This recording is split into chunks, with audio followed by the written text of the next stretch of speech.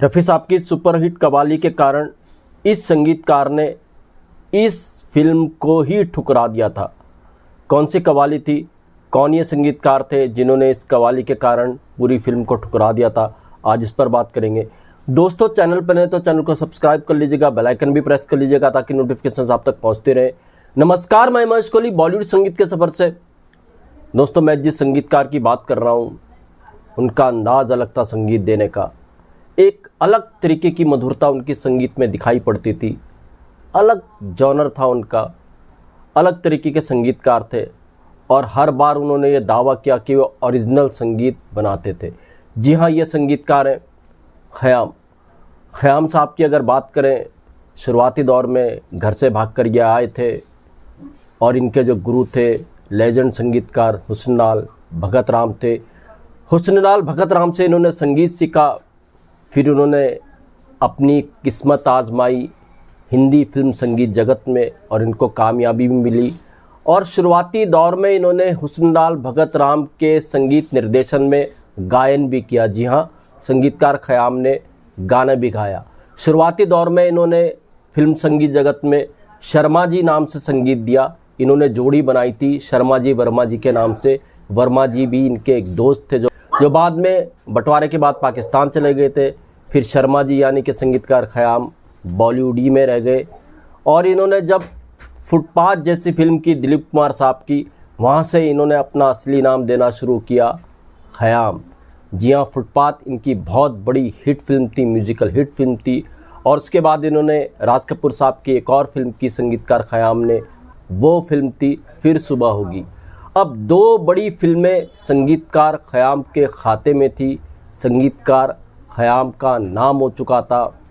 अब बड़े बड़े प्रोड्यूसर संगीतकार ख़याम को लेना चाहते थे अपनी फिल्म में।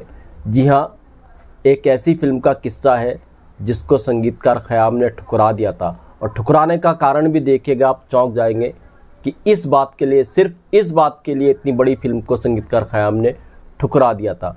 हुआ क्या दोस्तों, 50s के लास्ट में एक फिल्म बन रही थी भारत भूषण साहब की, बरसात की रात। बरसात की रात की मशहूर कव्वाली आपको याद ही होगी, ना तो कारवां की तलाश है।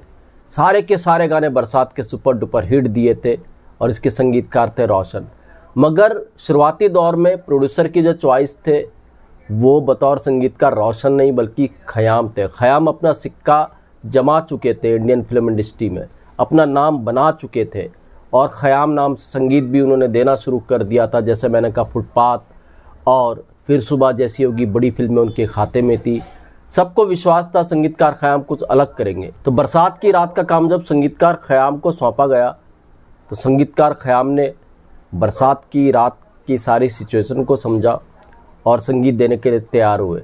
मगर जब बरसात की रात की एक कव्वाली उनको सुझाई गई कि आप इस कव्वाली पे काम करें, जी हाँ, न तो कारवां की तलाश है, ये ओरिजिनल कव्वाली है ही नहीं। बरसात की रात में संगीतकार ख़याम को बताया गया कि आपको उस्ताद फ़तेह अली खां की कव्वाली से प्रेरित होकर के कव्वाली बनानी है। उस्ताद फ़तेह अली खां नुसरत फ़तेह अली खां के पिता थे। उनकी एक बड़ी मशहूर कव्वाली थी, ना तो बुत कदे की तलब मुझे।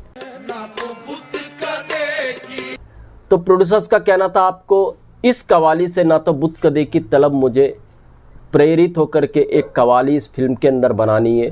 संगीतकार ख़याम को ये बात बिल्कुल भी अच्छी नहीं लगी। संगीतकार ख़याम का कहना था, मैं तो ओरिजिनल संगीतकार हूँ, मैं क्यों किसी की नकल करूँगा, मैं तो ओरिजिनल धुन बनाता हूँ, मैं किसी की नकल नहीं कर सकता। और इस तरीके से संगीतकार ख़याम ने बरसात की रात को ठुकरा दिया। इसके बाद बरसात की रात में फिर संगीतकार रोशन को लिया गया। संगीतकार रोशन की भी अपनी एक इमेज थी और अलग तरीके का संगीतकार रोशन का भी था।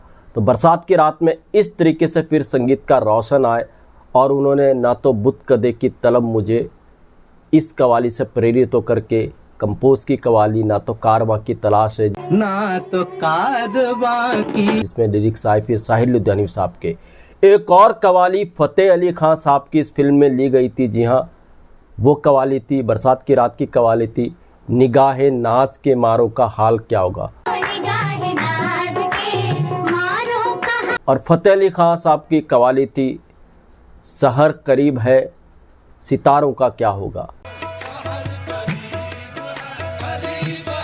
ये आपको नुसरत फ़तेह अली खां साहब की आवाज़ में ये कवाली मिल जाएगी। तो कहते हैं निगाहे नाज के मारों का हाल क्या होगा। ये कवाली भी प्रेरित है फ़तेह अली खां साहब की कवाली से, जो कवाली जिसके बारे में मैं बता चुका हूँ कि सहर करीब है, सितारों का क्या होगा। कहते हैं इसके लिए परमिशन भी ली गई थी फ़तेह अली खां साहब से इन कवालीस के लिए, जिनके कारण संगीतकार ख़याम ने इस फिल्म को ठुकरा दिया। तो उनका कहना था ये ओरिजिनल कवाली है ही नहीं। और देखिए बरसात की रात में ये कवाली भले ही प्रेरित होकर के बनाई गई किसी दूसरी कवाली से, जो संगीतकार रोशन ने काम किया अपने आप में नायाब था। ज़िंदगी भर नहीं भूलेगी बरसात की रात, इस गीत ने तो तहलका मचा के रख दिया था। मीना के गीत माला में उस वक्त ये गीत टॉप पर रहा था। और रफ़ी साहब ने भी खुद को इस फिल्म से ये साबित कर दिया था कि उनका कोई सानी नहीं है, ना तो कारवां की तलाश है। जब रफ़ी साहब की एंट्री होती है बताने की ज़रूरत नहीं है, जो कवाली थी वो किसी और लेवल पे पहुंच जाती है। तो ये था रफ़ी साहब का रुतबा, ये था संगीतकार रोशन का रुतबा, और ये था संगीतकार ख़याम का रुतबा, जिन्होंने ये कबूल नहीं किया कि वो किसी और कवाली से प्रेरित होकर के अपनी कवाली बनाए। ये किस्सा दोस्तों रहे ना रहे हम एक किताब है मृदुला दाड़े जोशी जी की। 212 पेज पर इस कवाली के बारे में संगीतकार ख़याम ने मृदुला जी को बताया था कि कैसे उन्होंने बरसात की रात को ठुकरा दिया था ओरिजिनलिटी के कारण, क्योंकि वो ओरिजिनल कंपोज़र हैं।